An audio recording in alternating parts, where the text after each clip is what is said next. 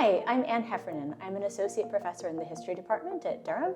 My work is on Southern African history, particularly the history of student politics and the anti-apartheid movement in the late 20th century. Hi, I'm Joe Martin. I'm an associate professor in the history department. I work on the history of modern science and technology. I specialize in particular on the physical sciences and technology in the 20th century. Durham has one of the largest cohorts of Africanist historians in the UK, so it's an excellent place to research and study African history.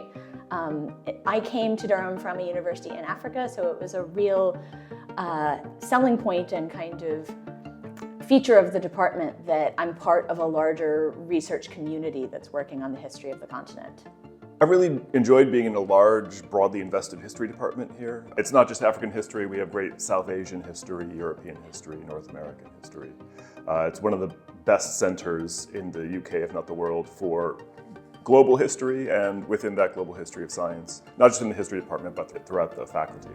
My colleagues here have caused me to think in ways about my topic that I wouldn't have otherwise, and that's been really rewarding. British culture puts a great stock by its history. There's a great emphasis on history here. History is seen as a route into the civil service, into important roles in society. The history of Britain is a big part of its cultural identity, and that translates into more approbation for the field in society. So working as a historian in Britain has those rewards.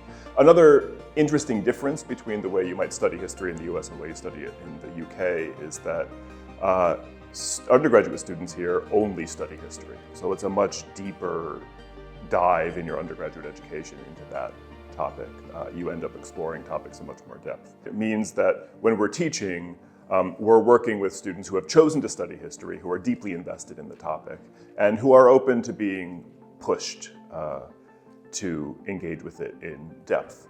The UK university system is quite different than the US one. It's standard to do a 3-year undergraduate degree here rather than a 4-year undergraduate degree, although a lot of students do study abroad, and so then it becomes a four-year program. A lot of our history students do study abroad, which is great. The sort of relationship to your major is different. Most students have a single major and only take classes in that subject. So that's a big kind of difference and worth thinking about. The undergraduate system here is great for students who know they want to dig into a particular topic in depth.